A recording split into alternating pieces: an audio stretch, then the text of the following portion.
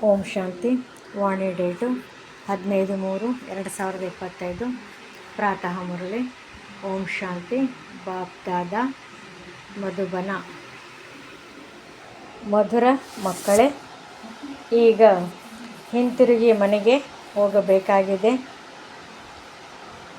ಆದ್ದರಿಂದ ದೇಹ ಸಹಿತವಾಗಿ ದೇಹದ ಎಲ್ಲ ಸಂಬಂಧಗಳನ್ನು ಮರೆತು ಒಬ್ಬ ತಂದೆಯನ್ನು ನೆನಪು ಮಾಡಿ, ಇದೇ ಸತ್ಯವಾದ ಗೀತಾ ಸಾರವಾಗಿದೆ. ಪ್ರಶ್ನೆ: ನೀವು ಮಕ್ಕಳ ಸಹಜ ಪುರುಷಾರ್ಥವೇನಾಗಿದೆ? ಉತ್ತರ: ತಂದೆಯು ತಿಳಿಸುತ್ತಾರೆ, ನೀವು ಸಂಪೂರ್ಣ ಶಾಂತವಾಗಿರಿ. ಶಾಂತವಾಗಿರುವುದರಿಂದಲೇ ತಂದೆಯ ಆಸ್ತಿಯನ್ನು ತೆಗೆದುಕೊಳ್ಳುತ್ತೀರಿ. ತಂದೆಯನ್ನು ನೆನಪು ಮಾಡಬೇಕು. ಸೃಷ್ಟಿ ಚಕ್ರವನ್ನು ತಿರುಗಿಸಬೇಕಾಗಿದೆ. ತಂದೆಯ ನೆನಪಿನಿಂದಲೇ ನಿಮ್ಮ ವಿಕರ್ಮಗಳು ವಿನಾಶವಾಗುತ್ತವೆ. ಆಯುಸ್ಸು ವೃದ್ಧಿಯಾಗುತ್ತದೆ ಮತ್ತು ಚಕ್ರವನ್ನು ಅರಿತುಕೊಳ್ಳುವುದರಿಂದ ಚಕ್ರವರ್ತಿ ರಾಜರಾಗುತ್ತೀರಿ. ಇದೇ ಸಹಜ ಪುರುಷಾರ್ಥವಾಗಿದೆ. ಓಂ ಶಾಂತಿ. ಮಧುರಾತಿ ಮಧುರ ಆತ್ಮೀಯ ಮಕ್ಕಳ ಪ್ರತಿ ಆತ್ಮೀಯ ತಂದೆಯು ಪುನಃ ತಿಳಿಸುತ್ತಿದ್ದಾರೆ. ಪ್ರತಿನಿತ್ಯವೂ ತಿಳುವಳಿಕೆಯನ್ನು ಕೊಡುತ್ತಾರೆ. ಮಕ್ಕಳು ಸಹ ನಾವು ತಿಳಿದುಕೊಂಡಿದ್ದೀರಿ. ಅವಶ್ಯವಾಗಿ ನಾವು ಕಲ್ಪದ ಹಿಂದಿನ ತರಹ ಗೀತಾ ಜ್ಞಾನವನ್ನು ಓದುತ್ತಿದ್ದೇವೆ. ಆದರೆ ಕೃಷ್ಣನು ಓದಿಸುವುದಿಲ್ಲ. ಪರಮಪಿತ ಪರಮಾತ್ಮನೇ ನಮಗೆ ಓದಿಸುತ್ತಾರೆ. ಅವರೇ ನಮಗೆ ಪುನಃ ರಾಜಯೋಗವನ್ನು ಕಲಿಸುತ್ತಿದ್ದಾರೆ. ನೀವೀಗ ಭಗವಂತನಿಂದ ನೇರವಾಗಿ ಕೇಳುತ್ತಿದ್ದೀರಿ. ಭಾರತವಾಸಿಗಳು ಇಡೀ ಆಧಾರವು ಗೀತೆಯ ಮೇಲಿದೆ. ಆ ಗೀತೆಯಲ್ಲಿಯೂ ರುದ್ರಜ್ಞಾನ ಯಜ್ಞವನ್ನು ರಚಿಸಿದರೆಂದು ಬರೆಯಲಾಗಿದೆ. ಅಂದಾಗ ಇದು ಯಜ್ಞವೂ ಆಗಿದೆ, ಪಾಠಶಾಲೆಯೂ ಆಗಿದೆ.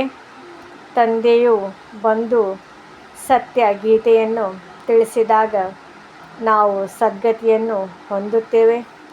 ಮನುಷ್ಯರು ಇದನ್ನು ತಿಳಿದುಕೊಳ್ಳುವುದೇ ಇಲ್ಲ. ಯಾವ ತಂದೆಯು ಸರ್ವರ ಸದ್ಗತಿದಾತನಾಗಿದ್ದಾರೆ, ಅವರನ್ನೇ ನೆನಪು ಮಾಡಬೇಕು. ಗೀತೆಯನ್ನು ಭಲೆ ಓದುತ್ತಾ ಬಂದಿದ್ದಾರೆ, ಆದರೆ ರಚಯಿತ ಮತ್ತು ರಚನೆಯನ್ನು ಅರಿತುಕೊಳ್ಳದ ಕಾರಣ ನಮಗೆ ಗೊತ್ತಿಲ್ಲ ಎಂದು ಹೇಳುತ್ತಲೇ ಬಂದಿದ್ದಾರೆ. ಸತ್ಯ ಗೀತೆಯನ್ನು ಸತ್ಯ ತಂದೆಯೇ ಬಂದು ತಿಳಿಸುತ್ತಾರೆ. ಇವು ವಿಚಾರ ಸಾಗರ ಮಂಥನ ಮಾಡುವ ಮಾತುಗಳಾಗಿವೆ. ಯಾರು ಸೇವೆಯಲ್ಲಿರುವರೋ ಅವರಿಗೆ ಬಹಳ ಚೆನ್ನಾಗಿ ಗಮನವಿರುವುದು. ತಂದೆಯು ತಿಳಿಸಿದ್ದಾರೆ, ಪ್ರತಿಯೊಂದು ಚಿತ್ರದಲ್ಲಿ ಜ್ಞಾನ ಸಾಗರ, ಪತಿತ ಪಾವನ, ಗೀತಾ ಜ್ಞಾನದಾತ, ಪರಮ ಪ್ರಿಯ, ಪರಮ ಪಿತ, ಪರಮ ಶಿಕ್ಷಕ, ಪರಮ ಸದ್ಗುರು, ಶಿವ ಭಗವಾನ್ ವಾಚ್ ಎಂದು ಅವಶ್ಯವಾಗಿ ಬರೆದಿರಬೇಕು. ಈ ಶಬ್ದವನ್ನು ಅವಶ್ಯವಾಗಿ ಬರೆಯಿರಿ. ಅದರಿಂದ ತ್ರಿಮೂರ್ತಿ ಶಿವಪರಮಾತ್ಮನೇ ಗೀತೆಯ ಭಗವಂತನಾಗಿದ್ದಾರೆ, ಶ್ರೀಕೃಷ್ಣನಲ್ಲ ಎಂಬುದು ಮನುಷ್ಯರಿಗೆ ಅರ್ಥವಾಗಲಿ. ಅಭಿಪ್ರಾಯವನ್ನು ಸಹ ಈ ವಿಷಯದ ಮೇಲೆ ಬರೆಸುತ್ತಾರೆ. ನಮ್ಮದು ಮುಖ್ಯವಾದದ್ದು ಗೀತೆಯಾಗಿದೆ. ತಂದೆಯು ದಿನ ಪ್ರತಿದಿನ ಹೊಸ ಹೊಸ ವಿಚಾರಗಳನ್ನು ತಿಳಿಸುತ್ತಿರುತ್ತಾರೆ. ಮೊದಲೇಕೆ ಇದನ್ನು ತಂದೆಯು ತಿಳಿಸಲಿಲ್ಲ ಎಂಬ ವಿಚಾರವು ಬರಬಾರದು. ಅದು ಡ್ರಾಮದಲ್ಲಿರಲಿಲ್ಲ. ತಂದೆಯ ಮುರಳಿಯಿಂದ ಹೊಸ ಹೊಸ ವಿಚಾರಗಳನ್ನು ತೆಗೆಯಬೇಕು. ರೈಸ್ ಮತ್ತು ಫಾಲ್ ಎಂದು ಬರೆಯುತ್ತಾರೆ. ಅದನ್ನು ಹಿಂದಿ ಭಾಷೆಯಲ್ಲಿ ಭಾರತದ ಉತ್ಥಾನ ಮತ್ತು ಪತನ ಎಂದು ಹೇಳುತ್ತಾರೆ. ರೈಸ್ ಎಂದರೆ ದೈವಿ ಪ್ರಪಂಚದ ಸ್ಥಾಪನೆ. 100% ಸುಖ, ಶಾಂತಿ, ಪವಿತ್ರತೆಯು ಸ್ಥಾಪನೆಯಾಗುತ್ತದೆ. ಮತ್ತು ಅರ್ಧಕಲ್ಪದ ನಂತರ ಫಾಲ್ ಅಂದರೆ ಅವನತಿ ಆಗುತ್ತದೆ. ಅಂದರೆ ಆಸುರಿ ಪ್ರಪಂಚದ ಅವನತಿ ಆಗುತ್ತದೆ. ದೈವಿ ಪ್ರಪಂಚದ ರೈಸ್ ಮತ್ತು ಕನ್ಸ್ಟ್ರಕ್ಷನ್ ಅಂದರೆ ಉನ್ನತಿ ಮತ್ತು ಸ್ಥಾಪನೆ ಆಗುತ್ತದೆ. ಅವನತಿಯ ಜೊತೆಗೆ ವಿನಾಶವೆಂಬುದನ್ನು ಬರೆಯಬೇಕಾಗಿದೆ. ನಿಮ್ಮದೆಲ್ಲವೂ ಗೀತೆಯ ಮೇಲೆ ಆಧಾರಿತವಾಗಿದೆ. ತಂದೆಯು ಬಂದು ಸತ್ಯ ಗೀತೆಯನ್ನು ತಿಳಿಸುತ್ತಾರೆ. ತಂದೆಯು ಪ್ರತಿನಿತ್ಯವೂ ಇದರ ಬಗ್ಗೆಯೇ ತಿಳಿಸಿಕೊಡುತ್ತಾರೆ. ಮಕ್ಕಳಂತೂ ಆತ್ಮಗಳೇ ಆಗಿದ್ದೀರಿ. ಈ ದೇಹದ ಎಲ್ಲ ವಿಸ್ತಾರವನ್ನು ಮರೆತು ತಮ್ಮನ್ನು ಆತ್ಮವೆಂದು ತಿಳಿಯಿರಿ. ಆತ್ಮವು ಶರೀರದಿಂದ ಬೇರೆಯಾದಾಗ ಎಲ್ಲ ಸಂಬಂಧಗಳು ಮರೆತು ಹೋಗುತ್ತದೆ. ಆದ್ದರಿಂದ ತಂದೆಯೂ ಸಹ ತಿಳಿಸುತ್ತಾರೆ, ದೇಹದ ಎಲ್ಲ ಸಂಬಂಧಗಳನ್ನು ಬಿಟ್ಟು ತಮ್ಮನ್ನು ಆತ್ಮವೆಂದು ತಿಳಿದು ತಂದೆಯಾದ ನನ್ನನ್ನು ನೆನಪು ಮಾಡಿ. ಈಗ ಮನೆಗೆ ಹೋಗಬೇಕಲ್ಲವೇ? ಹಿಂತಿರುಗಿ ಹೋಗುವುದಕ್ಕಾಗಿಯೇ ಅರ್ಧಕಲ್ಪ ಇಷ್ಟೊಂದು ಭಕ್ತಿ ಮೊದಲಾದವನ್ನು ಮಾಡಿದ್ದೀರಿ. ಸತ್ಯಯುಗದಲ್ಲಂತೂ ಯಾರೂ ಹಿಂತಿರುಗಿ ಹೋಗುವ ಪುರುಷಾರ್ಥ ಮಾಡುವುದಿಲ್ಲ. ಅಲ್ಲಿ ಸುಖವೇ ಸುಖವಿರುತ್ತದೆ. ದುಃಖದಲ್ಲಿ ಎಲ್ಲರೂ ಸ್ಮರಣೆ ಮಾಡುವರು, ಸುಖದಲ್ಲಿ ಯಾರೂ ಮಾಡುವುದಿಲ್ಲ ಎಂಬ ಗಾಯನವಿದೆ. ಆದರೆ ಯಾವಾಗ ಸುಖ ಮತ್ತು ದುಃಖವು ಯಾವಾಗ ಇರುವುದೆಂದು ಯಾರೂ ತಿಳಿದುಕೊಂಡಿಲ್ಲ. ನಮ್ಮ ಮಾತುಗಳೆಲ್ಲವೂ ಗುಪ್ತವಾಗಿವೆ. ನಾವು ಸಹ ಆತ್ಮೀಯ ಸೈನಿಕರಾಗಿದ್ದೇವಲ್ಲವೇ? ಶಿವತಂದೆಯ ಶಕ್ತಿ ಸೇನೆಯಾಗಿದೆ. ಇದರ ಅರ್ಥವನ್ನು ಯಾರೂ ತಿಳಿದುಕೊಳ್ಳುವುದಿಲ್ಲ. ದೇವಿಯರು ಮೊದಲಾದವರ ಎಷ್ಟೊಂದು ಪೂಜೆಯಾಗುತ್ತದೆ. ಆದರೆ ಯಾರೂ ಸಹ ಅವರ ಚರಿತ್ರೆಯನ್ನು ಅರಿತುಕೊಂಡಿಲ್ಲ. ಯಾರ ಪೂಜೆ ಮಾಡುವರೋ ಅವರ ಚರಿತ್ರೆಯನ್ನು ಅರಿತುಕೊಳ್ಳಬೇಕಲ್ಲವೇ? ಸರ್ವಶ್ರೇಷ್ಠವಾದದ್ದು ಶಿವನ ಪೂಜೆಯಾಗಿದೆ. ಮತ್ತು ಬ್ರಹ್ಮ, ವಿಷ್ಣು, ಶಂಕರನ ಪೂಜೆ. ನಂತರ ಲಕ್ಷ್ಮೀ ನಾರಾಯಣ, ರಾಧೆ ಕೃಷ್ಣರ ಮಂದಿರಗಳಿವೆ. ಮತ್ಯಾರೂ ಇಲ್ಲ. ಒಬ್ಬ ಶಿವತಂದೆಗೆ ಎಷ್ಟೊಂದು ಭಿನ್ನ ಭಿನ್ನ ಹೆಸರುಗಳನ್ನಿಟ್ಟು ಮಂದಿರಗಳನ್ನು ನಿರ್ಮಿಸಿದ್ದಾರೆ. ಈಗ ನಿಮ್ಮ ಬುದ್ಧಿಯಲ್ಲಿ ಇಡೀ ಚಕ್ರವಿದೆ. ನಾಟಕದಲ್ಲಿ ಮುಖ್ಯ ಪಾತ್ರಧಾರಿಗಳು ಇರುತ್ತಾರಲ್ಲವೇ? ಅದು ಅತಿ ಚಿಕ್ಕದಾದ ನಾಟಕವಾಗಿದೆ. ಇದು ಬೇಹದ್ದಿನ ನಾಟಕವಾಗಿದೆ. ಇದರಲ್ಲಿ ಮುಖ್ಯವಾದವರು ಯಾರ್ಯಾರು ಎಂಬುದನ್ನು ನೀವು ತಿಳಿದುಕೊಂಡಿದ್ದೀರಿ. ಮನುಷ್ಯರಂತೂ, ಹೇ ರಾಮನೇ, ಈ ಸಂಸಾರವನ್ನು ರಚಿಸಿಯೇ ಇಲ್ಲ, ಇದು ಕಲ್ಪನೆಯ ಸಂಸಾರವೆಂದು ಹೇಳುತ್ತಾರೆ. ಇದರ ಬಗ್ಗೆ ಒಂದು ಶಾಸ್ತ್ರವನ್ನು ಬರೆದಿದ್ದಾರೆ. ಆದರೆ ಅರ್ಥವೇನನ್ನೂ ತಿಳಿದುಕೊಂಡಿಲ್ಲ. ತಂದೆಯು ನೀವು ಮಕ್ಕಳಿಗೆ ಬಹಳ ಸಹಜವಾದ ಪುರುಷಾರ್ಥವನ್ನು ಕಲಿಸಿದ್ದಾರೆ. ಎಲ್ಲದಕ್ಕಿಂತ ಸಹಜ ಪುರುಷಾರ್ಥವೇನೆಂದರೆ ನೀವು ಸಂಪೂರ್ಣ ಶಾಂತವಾಗಿರಿ. ಶಾಂತವಾಗಿರುವುದರಿಂದಲೇ ತಂದೆಯಿಂದ ಆಸ್ತಿಯನ್ನು ತೆಗೆದುಕೊಳ್ಳುವಿರಿ. ತಂದೆಯನ್ನು ನೆನಪು ಮಾಡಬೇಕು, ಜೊತೆಗೆ ಸೃಷ್ಟಿ ಚಕ್ರವನ್ನು ನೆನಪು ಮಾಡಬೇಕು. ತಂದೆಯ ನೆನಪಿನಿಂದಲೇ ನಿಮ್ಮ ವಿಕರ್ಮಗಳು ವಿನಾಶವಾಗುತ್ತವೆ. ನೀವು ನಿರೋಗಿಯಾಗುತ್ತೀರಿ. ಆಯುಸ್ಸು ಸಹ ಹೆಚ್ಚಾಗುವುದು. ಚಕ್ರವನ್ನು ಅರಿತುಕೊಳ್ಳುವುದರಿಂದ ಚಕ್ರವರ್ತಿ ರಾಜರಾಗುತ್ತೀರಿ. ಈಗಂತೂ ನರಕದ ಮಾಲೀಕರಾಗಿದ್ದೀರಿ, ಮತ್ತು ನೀವೇ ಸ್ವರ್ಗದ ಮಾಲೀಕರು ಆಗುವಿರಿ. ಸ್ವರ್ಗದ ಮಾಲೀಕರಂತೂ ಎಲ್ಲರೂ ಆಗುತ್ತಾರೆ, ಆದರೆ ಅದರಲ್ಲಿ ಪದವಿಗಳಿವೆ. ಯಾರೆಷ್ಟು ಅನ್ಯರನ್ನು ತಮ್ಮ ಸಮಾನ ಮಾಡಿಕೊಳ್ಳುವರೋ ಅಷ್ಟು ಶ್ರೇಷ್ಠ ಪದವಿಯು ಸಿಗುವುದು. ಅವಿನಾಶಿ ಜ್ಞಾನರತ್ನಗಳ ದಾನವೇ ಮಾಡದಿದ್ದರೆ ಪ್ರತಿಫಲವೇನು ಸಿಗುವುದು? ಯಾರಾದರೂ ಸಾಹುಕಾರರಾಗಿದ್ದರೆ ಇವರು ಕಳೆದ ಜನ್ಮದಲ್ಲಿ ಬಹಳ ದಾನ ಪುಣ್ಯವನ್ನು ಮಾಡಿದ್ದಾರೆಂದು ಹೇಳಲಾಗುತ್ತದೆ. ಈಗ ಮಕ್ಕಳು ತಿಳಿದುಕೊಂಡಿದ್ದೀರಿ. ರಾವಣ ರಾಜ್ಯದಲ್ಲಿ ಎಲ್ಲರೂ ಪಾಪವನ್ನೇ ಮಾಡುತ್ತಿರುತ್ತಾರೆ. ಎಲ್ಲರಿಗಿಂತ ಪುಣ್ಯಾತ್ಮರು ಶ್ರೀ ಲಕ್ಷ್ಮೀ ನಾರಾಯಣರಾಗಿದ್ದಾರೆ.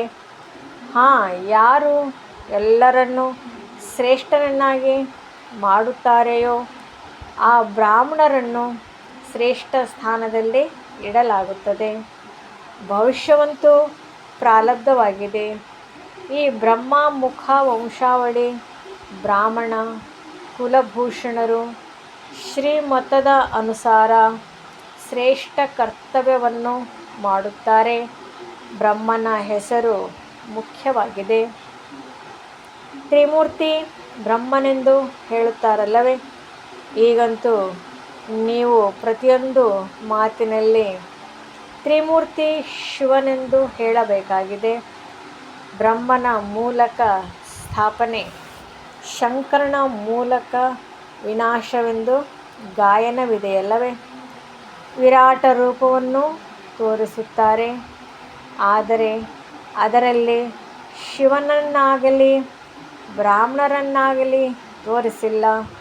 ಇದನ್ನು ಸಹ ನೀವು ಮಕ್ಕಳು ತಿಳಿಸಬೇಕಾಗಿದೆ. ನಿಮ್ಮಲ್ಲಿಯೂ ಸಹ ವಿರಳ ಕೆಲವರ ಬುದ್ಧಿಯಲ್ಲಿಯೇ ಯಥಾರ್ಥ ರೀತಿಯಿಂದ ಕುಳಿತುಕೊಳ್ಳುತ್ತದೆ. ಬಹಳಷ್ಟು ಅಂಶಗಳಿವೆ. ಇವುಗಳನ್ನು ವಿಷಯಗಳೆಂದು ಹೇಳುತ್ತಾರೆ. ಎಷ್ಟೊಂದು ವಿಷಯಗಳು ಸಿಗುತ್ತವೆ. ಸತ್ಯ ಗೀತೆಯನ್ನು ಭಗವಂತನ ಮೂಲಕ ಕೇಳುವುದರಿಂದ ಮನುಷ್ಯರಿಂದ ದೇವತೆ ವಿಶ್ವದ ಮಾಲೀಕರಾಗಿ ಬಿಡುತ್ತೀರಿ. ಈ ವಿಷಯವು ಎಷ್ಟು ಚೆನ್ನಾಗಿದೆ, ಆದರೆ ತಿಳಿಸಿಕೊಡುವಂತಹ ಬುದ್ಧಿವಂತಿಕೆಯೂ ಬೇಕಲ್ಲವೇ? ಈ ಮಾತನ್ನು ಸ್ಪಷ್ಟವಾಗಿ ಬರೆಯಬೇಕು. ಅದರಿಂದ ಮನುಷ್ಯರು ಅರಿತುಕೊಳ್ಳಲಿ ಮತ್ತು ಕೇಳಲಿ. ಎಷ್ಟು ಸಹಜವಾಗಿದೆ. ಒಂದೊಂದು ಜ್ಞಾನ ಬಿಂದು ಕೋಟ್ಯಾಂತರ ರೂಪಾಯಿಗಳ ಮೌಲ್ಯವುಳ್ಳದ್ದಾಗಿದೆ. ಇದರಿಂದ ನೀವು ಹೇಗಿದ್ದವರು ಏನಾಗುವಿರಿ? ನಿಮ್ಮ ಹೆಜ್ಜೆ ಹೆಜ್ಜೆಯಲ್ಲಿಯೂ ಪದಮಗಳಿವೆ. ಆದ್ದರಿಂದ ದೇವತೆಗಳಿಗೂ ಸಹ ಪದಮದ ಹೂವನ್ನು ತೋರಿಸುತ್ತಾರೆ. ನೀವು ಬ್ರಹ್ಮ ಮುಖವಂಶಾವಳಿ ಬ್ರಾಹ್ಮಣರ ಹೆಸರನ್ನೇ ಮರೆಮಾಡಿ ಬಿಟ್ಟಿದ್ದಾರೆ. ಆ ಬ್ರಾಹ್ಮಣರು ಬಗಲಿನಲ್ಲಿ ಗೀತೆಯನ್ನಿಟ್ಟುಕೊಳ್ಳುತ್ತಾರೆ. ನೀವು ಸತ್ಯ ಬ್ರಾಹ್ಮಣರಾಗಿದ್ದೀರಿ. ನಿಮ್ಮ ಬುದ್ಧಿಯಲ್ಲಿ ಸತ್ಯವಾದ ಗೀತೆ ಇದೆ. ಅವರ ಬಗಲಿನಲ್ಲಿ ಕುರ್ರಂ ಅಂದರೆ ಗ್ರಂಥವಿದೆ. ನಿಮ್ಮ ಬಗಲಿನಲ್ಲಿ ಸತ್ಯಂ ಇದೆ. ನಾವು ಶ್ರೀಮತದ ಅನುಸಾರ ಸ್ವರ್ಗ ಸ್ಥಾಪನೆ ಮಾಡುತ್ತಿದ್ದೇವೆ. ತಂದೆಯು ರಾಜಯೋಗವನ್ನು ಕಲಿಸುತ್ತಿದ್ದಾರೆಂದು ನಿಮಗೆ ನಶೆ ಏರಬೇಕು. ನಿಮ್ಮ ಬಳಿ ಯಾವುದೇ ಪುಸ್ತಕವಿಲ್ಲ. ಈ ಸರಳವಾದ ಬ್ಯಾಡ್ಜ್ ನಿಮ್ಮ ಸತ್ಯವಾದ ಗೀತೆಯಾಗಿದೆ. ಇದರಲ್ಲಿ ತ್ರಿಮೂರ್ತಿಯ ಚಿತ್ರವೂ ಇದೆ. ಅಂದಾಗ ಪೂರ್ಣ ಗೀತೆಯೇ ಇದರಲ್ಲಿ ಬಂದು ಬಿಡುತ್ತದೆ. ಸೆಕೆಂಡಿನಲ್ಲಿ ಇಡೀ ಗೀತೆಯನ್ನು ತಿಳಿಸಿಕೊಡಲಾಗುತ್ತದೆ. ಈ ಬ್ಯಾಡ್ಜನ್ನು ಮೂಲಕ ಸೆಕೆಂಡಿನಲ್ಲಿ ಯಾರಿಗೆ ಬೇಕಾದರೂ ತಿಳಿಸಬಲ್ಲಿರಿ. ಇವರು ನಿಮ್ಮ ತಂದೆಯಾಗಿದ್ದಾರೆ. ಇವರನ್ನು ನೆನಪು ಮಾಡುವುದರಿಂದ ನಿಮ್ಮ ವಿಕರ್ಮಗಳು ವಿನಾಶವಾಗುತ್ತದೆ. ರೈಲಿನಲ್ಲಿ ಪ್ರಯಾಣ ಮಾಡುವಾಗ, ನಡೆಯುತ್ತಾ, ತಿರುಗಾಡುತ್ತಾ ಯಾರೇ ಸಿಕ್ಕಿದರೂ ಅವರಿಗೆ ಒಳ್ಳೆಯ ರೀತಿಯಲ್ಲಿ ತಿಳಿಸಿಕೊಡಿ. ಕೃಷ್ಣಪುರಿಯಲ್ಲಿ ಹೋಗಲು ಎಲ್ಲರೂ ಬಯಸುತ್ತಾರಲ್ಲವೇ? ಅದು ಈ ವಿದ್ಯೆಯಿಂದಲೇ ಆಗಲು ಸಾಧ್ಯ. ವಿದ್ಯೆಯಿಂದ ರಾಜಧಾನಿಯು ಸ್ಥಾಪನೆಯಾಗುತ್ತದೆ. ಅನ್ಯ ಧರ್ಮ ಸ್ಥಾಪಕರ್ಯಾರೂ ರಾಜ್ಯ ಸ್ಥಾಪನೆ ಮಾಡುವುದಿಲ್ಲ. ನಾವು ಭವಿಷ್ಯದ 21 ಜನ್ಮಗಳಿಗಾಗಿ ರಾಜಯೋಗವನ್ನು ಕಲಿಯುತ್ತಿದ್ದೇವೆ ಎಂಬುದನ್ನು ನೀವು ತಿಳಿದುಕೊಂಡಿದ್ದೀರಿ. ಇದು ಎಷ್ಟು ಒಳ್ಳೆಯ ವಿದ್ಯೆಯಾಗಿದೆ. ಕೇವಲ ನಿತ್ಯವೂ 1 ಗಂಟೆಯ ಸಮಯ ವಿದ್ಯೆಯನ್ನು ಓದಿದರೆ ಸಾಕು. ಆ ವಿದ್ಯೆಯನ್ನು 4-5 ಗಂಟೆಗಳ ಕಾಲ ಅಭ್ಯಾಸ ಮಾಡಲಾಗುತ್ತದೆ. ಇಲ್ಲಿ 1 ಗಂಟೆ ಸಮಯವೇ ಸಾಕು. ಅದರಲ್ಲಿಯೂ ಮುಂಜಾನೆಯ ಸಮಯದಲ್ಲಿ ಎಲ್ಲರಿಗೂ ಬಿಡುವಿರುತ್ತದೆ. ಉಳಿದಂತೆ ಯಾರು ಬಂಧನದಲ್ಲಿ ಇರೋರಿದ್ದಾರೆಯೋ ಅವರಿಗೆ ಮುಂಜಾನೆಯಲ್ಲಿ ಬರಲು ಆಗುವುದಿಲ್ಲ. ಆದ್ದರಿಂದ ಬೇರೆ ಸಮಯವನ್ನಿಡಲಾಗಿದೆ. ನೀವು ಎಲ್ಲಿಯೇ ಹೋದರೂ ಬ್ಯಾಡ್ಜನ್ನು ನಿಮ್ಮ ಬಳಿ ಇರಲಿ. ಅದರಿಂದ ಸಂದೇಶವನ್ನು ಕೊಡುತ್ತಾ ಹೋಗಿ. ಪತ್ರಿಕೆಗಳಂತೂ ಬ್ಯಾಡ್ಜನ್ನು ಹಾಕಲು ಸಾಧ್ಯವಿಲ್ಲ. ಒಂದು ಕಡೆ ಇರುವುದನ್ನು ಹಾಕಬಹುದು. ಆದರೆ ಇದರಿಂದಲೂ ಸಹ ನೀವು ತಿಳಿಸದ ಹೊರತು ಯಾರಿಗೂ ಅರ್ಥ ಆಗುವುದಿಲ್ಲ. ಇದು ಬಹಳ ಸಹಜವಾಗಿದೆ. ಈ ಕಾರ್ಯವನ್ನು ಯಾರು ಬೇಕಾದರೂ ಮಾಡಬಹುದು. ಭಲೆ ನೆನಪು ಮಾಡದಿದ್ದರೂ ಸಹ ಅನ್ಯರಿಗೆ ನೆನಪು ತರಿಸಲಿ. ಅದು ಒಳ್ಳೆಯದೇ ಆಗಿದೆ.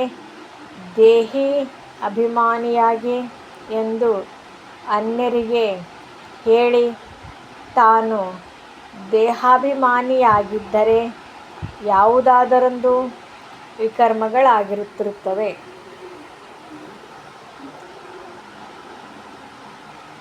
ಮೊಟ್ಟಮೊದಲಿಗೆ ಮನಸ್ಸಿನಲ್ಲಿ ಬಿರುಗಾಳಿಗಳು ಬರುತ್ತಿರುತ್ತವೆ. ನಂತರ ಕರ್ಮದಲ್ಲಿ ಬರುತ್ತವೆ. ಮನಸ್ಸಿನಲ್ಲಿ ಬಹಳ ಬರುತ್ತವೆ. ಆಗ ಬುದ್ಧಿಯಿಂದ ಕೆಲಸ ತೆಗೆದುಕೊಳ್ಳಬೇಕಾಗಿದೆ. ಅಂದರೆ ಕೆಟ್ಟ ಕೆಲಸವನ್ನೆಂದೂ ಮಾಡಬಾರದು. ಒಳ್ಳೆಯ ಕರ್ಮವನ್ನು ಮಾಡಬೇಕು.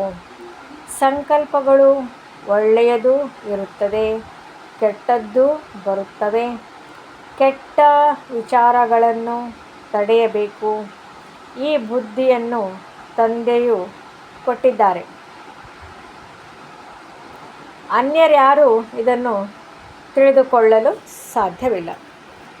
ಅವರಂತೂ ತಪ್ಪು ಕೆಲಸಗಳನ್ನೇ ಮಾಡುತ್ತಿರುತ್ತಾರೆ. ನೀವೀಗ ಸರಿಯಾದ ಕರ್ಮವನ್ನು ಮಾಡಬೇಕಾಗಿದೆ. ಒಳ್ಳೆಯ ಪುರುಷಾರ್ಥದಿಂದ ಸರಿಯಾದ ಕರ್ಮವಾಗುತ್ತದೆ. ತಂದೆಯಂತೂ ಪ್ರತಿಯೊಂದು ಮಾತನ್ನು ಬಹಳ ಚೆನ್ನಾಗಿ ತಿಳಿಸುತ್ತಿರುತ್ತಾರೆ.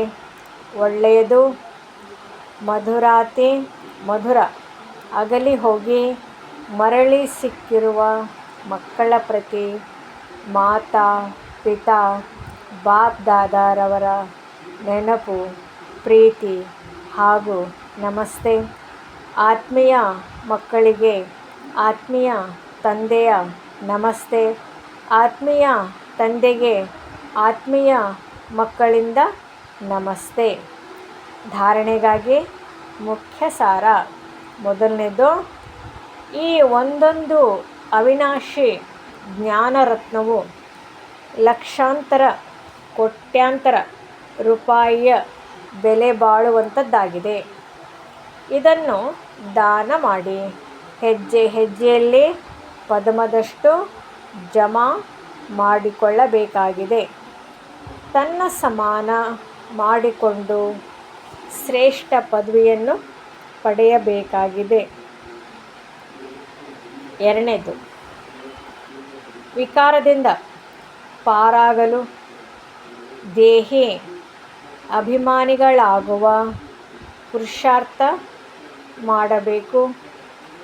ಮನಸ್ಸಿನಲ್ಲಿ ಎಂದೂ ಸಹ ಕೆಟ್ಟ ಸಂಕಲ್ಪಗಳು ಬರುವುದನ್ನು ತಡೆಗಟ್ಟಬೇಕು.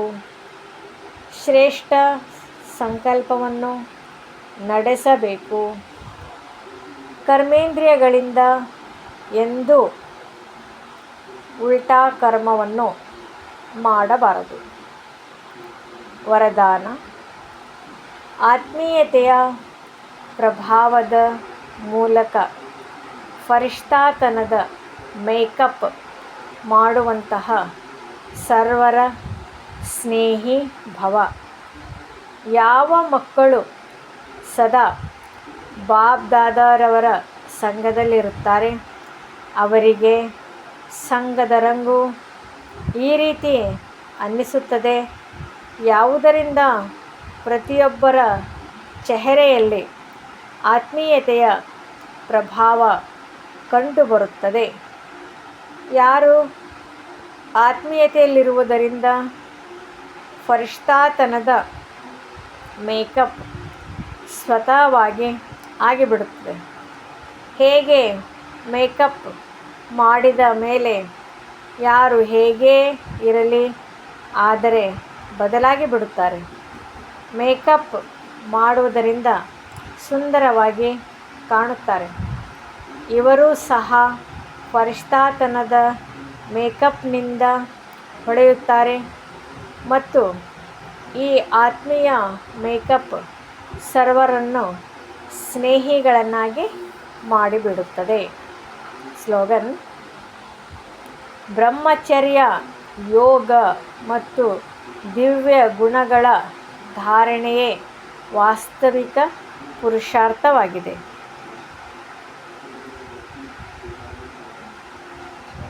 ಮಾತೇಶ್ವರಿಜಿಯವರ ಅಮೂಲ್ಯ ಮಹಾವಾಕ್ಯ.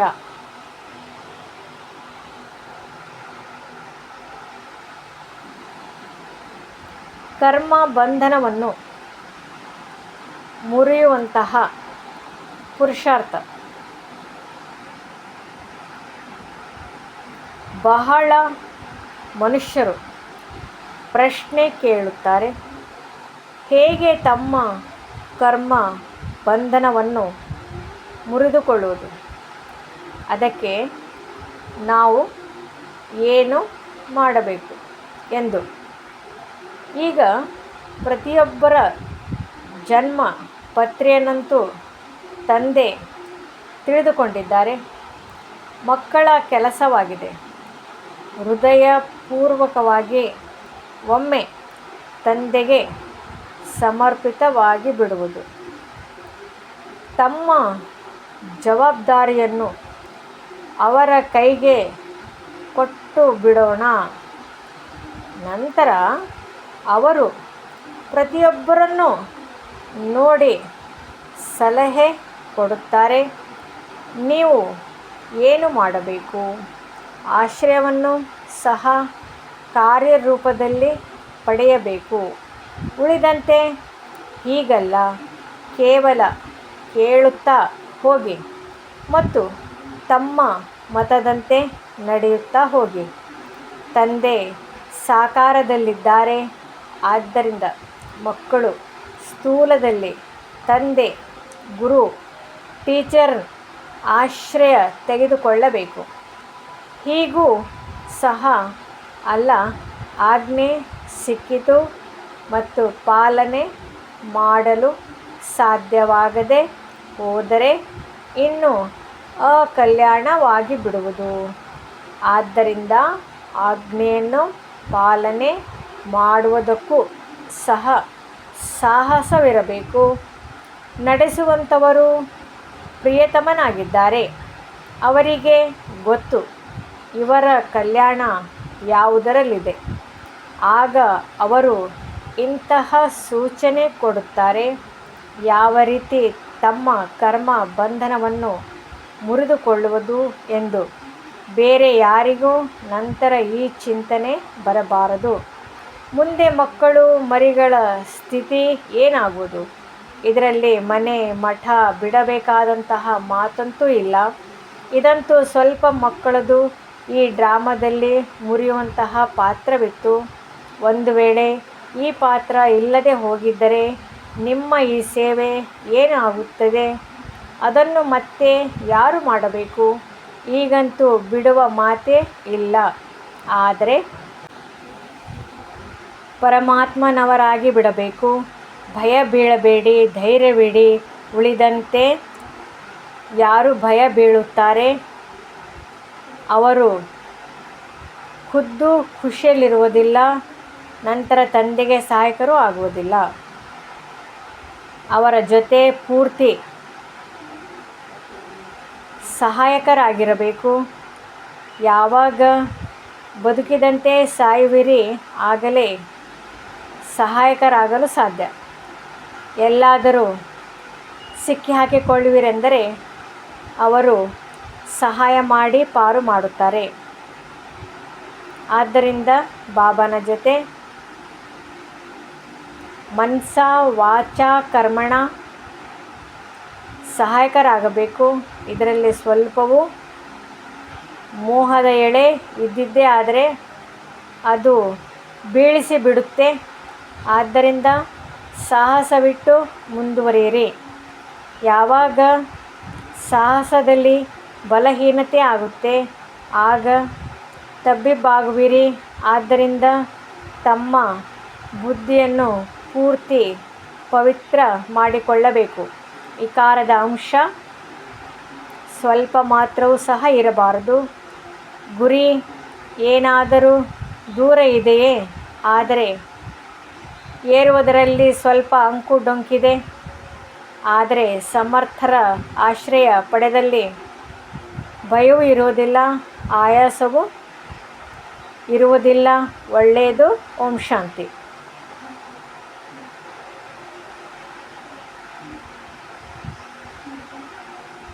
ಅವ್ಯಕ್ತ ಸೂಚನೆ.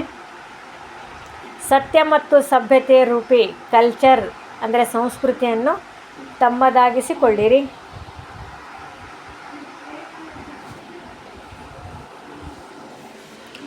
ತಮ್ಮ ಮಾತು ಹಾಗೂ ಸ್ವರೂಪ ಎರಡು ಜೊತೆಯಲ್ಲಿ ಮಾತು ಸ್ಪಷ್ಟವಾಗಿರಲಿ ಹಾಗೂ ಅದರಲ್ಲಿ ಸ್ನೇಹ, ನಮ್ರತೆ, ಮಧುರತೆ ಹಾಗೂ ಸತ್ಯತೆಯೂ ಸಹ ಇರಲಿ. ಆದರೆ ಸ್ವರೂಪದ ನಮ್ರತೆಯೂ ಇರಲಿ. ಇದೇ ರೂಪದಲ್ಲಿ ತಂದೆಯನ್ನು ಪ್ರತ್ಯಕ್ಷ ಮಾಡಲು ಸಾಧ್ಯ. ನಿರ್ಭಯರಾಗಿರಿ, ಆದರೆ ಮಾತುಗಳು ಮರ್ಯಾದೆ ಒಳಗೆ ಇರಲಿ. ಆಗ ತಮ್ಮ ಶಬ್ದಗಳು ಕಟು ಅಲ್ಲ, ಮಧುರ ಎನಿಸುವುದು.